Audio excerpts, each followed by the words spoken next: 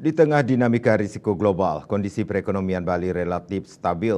Tingkat inflasi 2,51% YoY pada Oktober 2024 turun 0,16% dibanding September 2024 dan terjaga dalam rentang sasaran inflasi 2,5 plus minus 1%. Kepala Kanwil Direktorat Jenderal Perbendaharaan DJPB Provinsi Bali, Muhammad Mufti Arkan di Denpasar menyampaikan, kondisi perekonomian yang stabil memiliki implikasi yang positif terhadap kinerja APBN.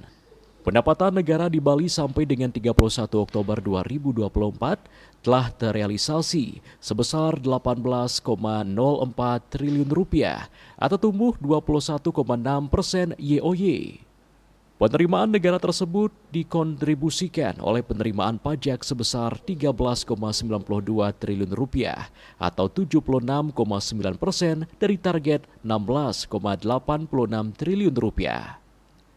Menurutnya, penerimaan pajak terbesar berasal dari sektor perdagangan besar dan eceran, reparasi dan perawatan mobil dan sepeda motor dengan penerimaan sebesar 2,54 triliun rupiah dengan pertumbuhan 23,43% YoY.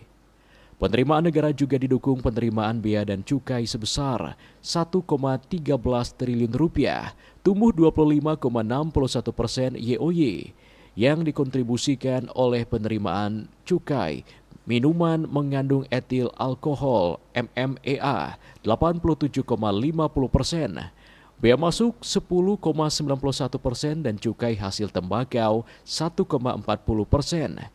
Ia mengatakan penerimaan negara bukan pajak PNBP di Bali juga masih tumbuh 5,2% YoY dengan nilai perolehan sebesar 4,12 triliun rupiah yang salah satunya didukung oleh PNBP aset, piutang negara, dan lelang senilai 45,99 miliar rupiah, tumbuh 28,07% YoY.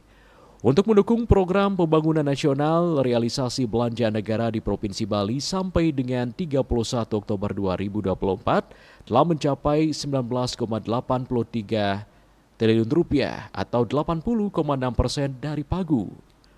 Realisasi ini terdiri dari belanja kementerian, lembaga belanja sebesar 9,54 triliun rupiah atau 74,3% dari pagu dan belanja transfer ke daerah TKD sebesar 10,29 triliun rupiah, 87,5% dari pagu. Kementerian Keuangan Regional Bali akan terus meningkatkan koordinasi dan menguatkan sinergi dengan pihak-pihak terkait untuk mengkawal dan menjaga pelaksanaan anggaran di Provinsi Bali terus berjalan dengan baik hingga akhir tahun guna mendukung pembangunan Bali.